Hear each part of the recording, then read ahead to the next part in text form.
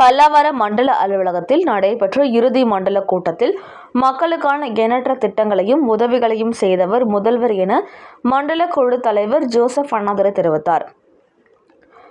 சென்னை அடுத்த பல்லாவரம் மண்டல அலுவலகத்தில் இறுதி மண்டல கூட்டம் மண்டல குழு தலைவர் ஜோசப் அண்ணாதுரை தலைமையில் நடைபெற்றது.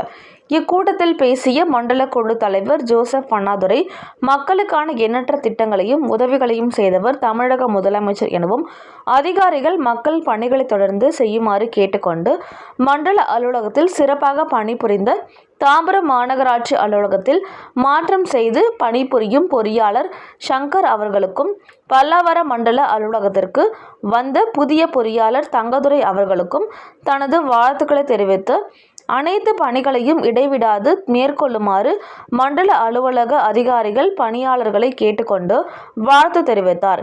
இக்கூட்டத்தில் மாமன்ற உறுப்பினர்கள், மண்டல குழு துணை ஆணையாளர் செந்தில் முருகன், மாமன்ற உறுப்பினர்கள், அரசு அதிகாரிகள், மண்டல பணியாளர்கள் உட்பட ஏராளமானோர் கலந்து கொண்டனர்.